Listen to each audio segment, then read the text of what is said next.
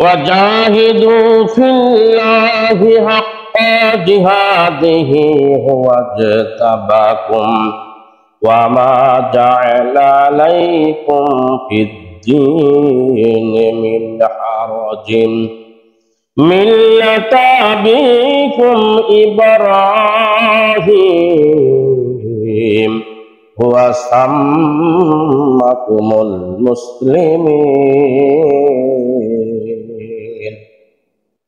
মহান আল্লাহ সুবহানাহু ওয়া তাআলার দরবারে জানাই শুকরিয়া যে আল্লাহ সুবহানাহু ওয়া তাআলা আজকে আপনাকে আমাকে বড় মেহেরবানি করে ভালোবেসে মহব্বত করে করুণা করে দয়া করে অনেক সংখ্যক মুসল্লিদের মধ্য থেকে আমাদেরকে বাছাই করে যথা সময়ে পবিত্র জুমার দিনে মসজিদে আসার জন্য তৌফিক দান করেছেন। আমরা সকলে বলি আলহামদুলিল্লাহ।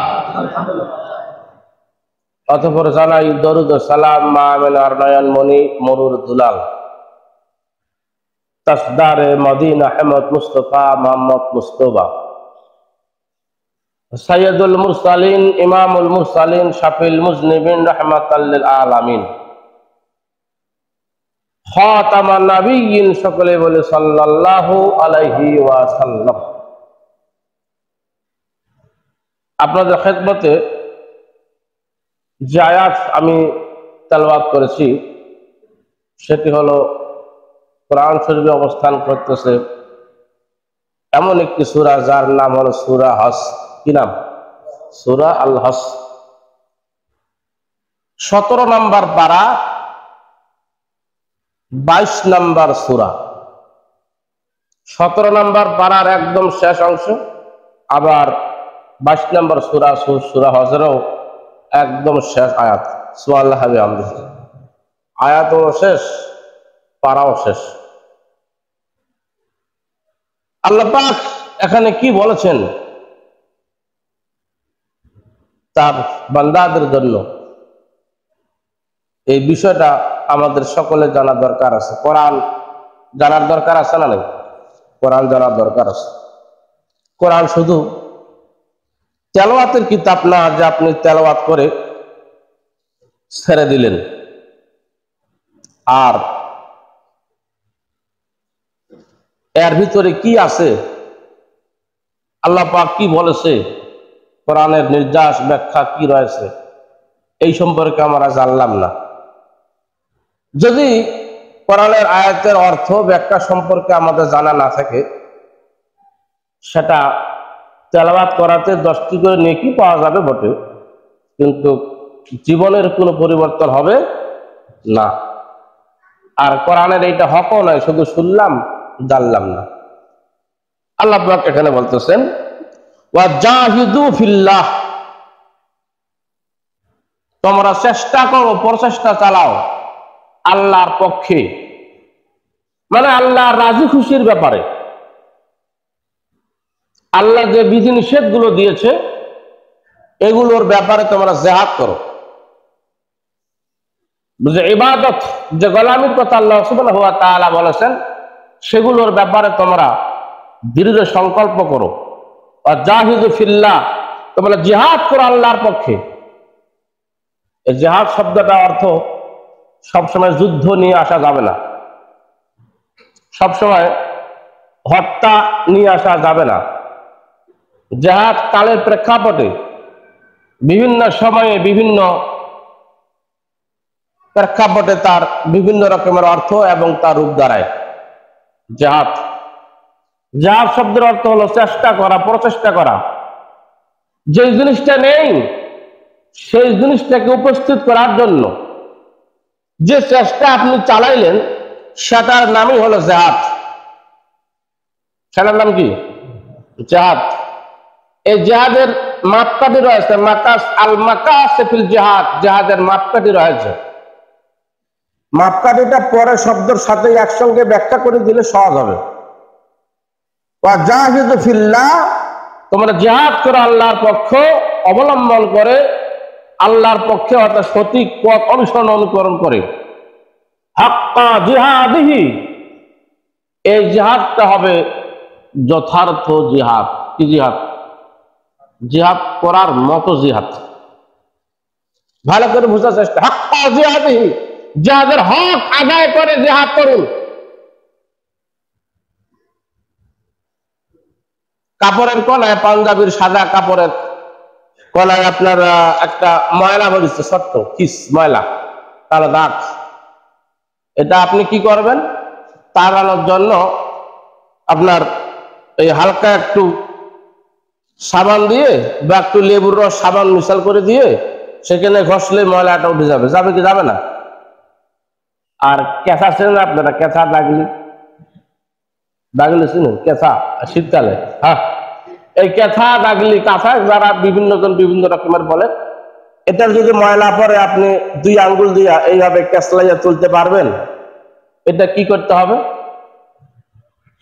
পিটন তো দিবা হবে। তার আগে কি করতে জানো? গরম পানিতে জ্বালাইয়া সরা টরা দিয়া একেবারে এটা ভালো করে ভিজে রাখিয়া তারপরে পুকুরের পাড়ে, নদীর ধারে বা মোটরের ধারে নিয়ে যায় এটাকে ওই চাকা থেকে করতে হবে। আর একজনে বুদ্ধি দিচ্ছে পার্শ্বের মহিলা যে এইভাবে হবে না, একটা লাঠি নে, একটা লাঠি কিনে, একটা লাঠি নে, লাঠি নিয়ে উপরে বাইরা ধাক ধাক ধাক ধাক করে বাড়ি দিয়া কাঁচাটাকে পরিষ্কার করে। পাঞ্জাবির ময়লা পরিষ্কার করার জন্য জিহাদ হলো 2 আঙ্গুল দিয়া, এটা সহজে হবে। এর নাম হলো জিহাদ, প্রচেষ্টা করা। আর কেঁচা বা দাগলির ময়লা পরিষ্কারের জন্য জিহাদ করতে হবে লাঠি দিয়া। কি দিয়া? নাইলে ময়লা উঠবে। এটার নাম হলো জিহাদ। হাক্কা জিহাদিহি, জিহাদের হক আদায় করে জিহাদ করুন। শত্রুপক্ষ যত ইসলামের ক্ষতি করার জন্য এগিয়ে আসবে, ইসলামকে রক্ষা করার জন্য মুজাহিদদের কাজ হবে তার চাইতে বেশি শক্তি প্রয়োগ করে আল্লাহর জমিনে আল্লাহর দ্বীন কায়েমের চেষ্টা করা। ঠিক কিনা? উদাহরণ দিয়েছিলাম এর আগে আমি আপনাদের। সিমার জাঙ্গি লাগান না, সিমার গাছ, কায়তা সিমার গাছ লাগান। হ্যাঁ, বিচিটা লাগানোর পরে যখন গাছটা একটু করে উঠে, তার কাছে ওই গাছের গোড়ায় একটা খুঁটি, ছোট্ট একটা কঞ্চি লাগানো হয় হয়তো। এই কঞ্চিটা দিয়ে আপনার উপরে জাঙ্গি বা টাওয়া এর উপরে উঠবে। এটা গাছটাকে মজবুত করে ধরার জন্য, এলোমেলো যেন না হয়, এদিক সেদিক যেন না হয়। কারণ এই গাছগুলা খুব নরম, তার নিজস্ব কোনো শক্তি নাই, তার সহযোগিতা ছাড়া উঠতে পারে না উপরে। এর নিচে একটা ছোট্ট একটা কঞ্চি লাগানো হয়। আবার এটা যেন গরু ছাগলের না খায়, শত্রুপক্ষ যেন তাকে ধ্বংস না করে। ভালো করে বোঝার চেষ্টা করেন। তার চতুর্দিকে একটা চাটি বা বেড়া দেওয়া হয়, হ্যাঁ না, একটা ঘেরার ব্যবস্থা করা হয়। ঘেরার খুঁটিগুলা তো হালকা করে লাগানো হয়, মজবুত করে দেওয়া হয়, ঘটা খুলিগুলা মজবুত করে দেওয়া হয়।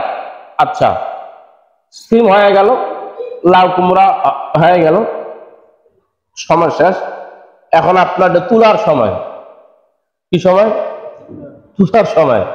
গাছের গোড়া লাঠিটা অনেক সময় পচিয়ে নষ্ট হয়ে যায়, এমনিতে হয় না? আচ্ছা, নষ্ট হয়ে না থাকলো, হুস করে হাত দিয়ে টান দিলেই সহজে উঠে যায়। যায় কি যায় না? কিন্তু সাইডের বেড়ার গাছগুলা সহজে উঠবে? শক্তি দিতে হবে, পরে যেন সেখানে পানি দিয়ে এইভাবে ঝকাঝক করে গাছগুলা তুলতে হয়। কি হয় না? আরে হাজরিন, জিহাদ এর নামই হলো জিহাদ। যেটা যেখানে শক্তি প্রয়োগ করা দরকার তখন সেই সময়ের প্রেক্ষাপটে, সেই সময়ে, সেই জায়গায়, ওই সময় আপনার শক্তি প্রয়োগ করাটাই হলো হাক্কা জিহাদিহি, জিহাদের হক আদায় করে তোমরা জিহাদ করো। ইসলামের শত্রু নাই না? পালাইছে তো ভারত একটা। ইসলামের শত্রু আছে না নাই? কোরআনের শত্রু আছে না নাই? আলেম আমাদের শত্রু আছে না নাই? পৃথিবীর শেষ পর্যন্ত থাকবে, এটা আল্লাহ নিজেই বলছে, থাকবেই। আর থাকবে বলে যে আমরা চুপ করে থাকবো এমনটা না। যারা মুজাহিদ হবে, যারা জিহাদ করবে, যারা মুসলমান হবে, ইব্রাহিমের সন্তান যারা হবে, তারা মৃত্যুর পরবক্ষণ পর্যন্ত প্রাণান্তকর প্রচেষ্টা চালাবে আল্লাহর জমিনে আল্লাহর দ্বীন কায়েম করার জন্য। ঠিক কিনা? হক প্রতিষ্ঠা করার জন্য এরা চেষ্টা করবে। এর নাম হলো হাক্কা জিহাদিহি, যথার্থ জিহাদ। শত্রুপক্ষ অনেক অনেক বাধা, অনেক দিক থেকে নতুন একটা আওয়াজ আসতেছে। ডোনাল্ড ট্রাম্প, হ্যাঁ, এখন প্রধানমন্ত্রী হয়েছে আপনার আমেরিকার ইন্ধনে হাসিনা বাংলাদেশে আসিয়া আবার মন্ত্রিসভা গঠন করে দেশটা চালাবে। যারা নিন্দুক এরাই কথা বলে বেড়াচ্ছে, এরা এই নিউজটা, খবরটা, সংবাদটা ছড়াই দিচ্ছে দিয়ে কি আমাকে ভয় দেখায়। যখন ছিল পারছে তখনই কিছু করিবার পারেনি, এখন আর কি করিবে, পালা যায়। এগুলো কথা, এই প্রচারণা, এগুলো শুনবেন না, তাদের ধোঁকায় আপনারা গ্রহণ করবেন না, তাদের প্রতারণায় প্রতারিত হবেন না, এটা অসম্ভব। আর নতুন করে আমরা কোন বাতিলকে এই জমিনে শিকড় গজাতে দিব, রাজি আছেন আপনারা? সবাই রাজি নেই, কিছু কিছু লোকের মন খারাপ। এখনো মাঝে মাঝে মোবাইলে স্টেটাস পাওয়া যায় হাসিনার পক্ষের লোকের, থাকবেই, থাকাটা স্বাভাবিক। হ্যাঁ, কিন্তু হক আর বাতিল আজ পর্যন্ত আমি পার্থক্য করতে পারলাম না, সত্য মিথ্যার পার্থক্য আমি এখনো মুসলমান খুঁজে পাইলাম না। আরে অবস্থা, আজকে কোরআন না পড়ে আমাদের অবস্থা কি হয়ে গেল। এখানে বলতেছে ওয়াস্তাবাকুম, এটা সবার কপালে জুটে না। এই জমিনে আল্লাহর দ্বীন কায়েম করার জন্য কিছু সংখ্যক লোক আমি পাঠিয়েছি, এটা আমি তাদেরকে বাছাই করে নিয়েছি। কি করে নিয়েছি? বাছাই করে নিয়েছি। সবার নসিবে এটা হয় না, থাকে না। আরো শত শত মুসল্লি আমাদের এই মসজিদের বাইরে আসে না নাই, এখনো তারা আসতে পারছে, ঘরে এখনো করতে গেলে ঘুম যাচ্ছে, তারা আসবে না, নিয়ত করেছে যাবে না। কিছু মুসল্লি আছে নামাজে পড়বো না, যা হবে হবে, আছে না নাই? কপাল লাগে, কি লাগে কথা বলেন। যারা আসছে আল্লাহ তাদেরকে কবুল করেছে, আমি তোমাদেরকে মনোনীত করেছি, বাছাই করে আমি তোমাদেরকে নিয়েছি, তোমার দ্বারাই দিনের কাজ আমি করে নিব বলে। সুবহানাল্লাহ বললেন না?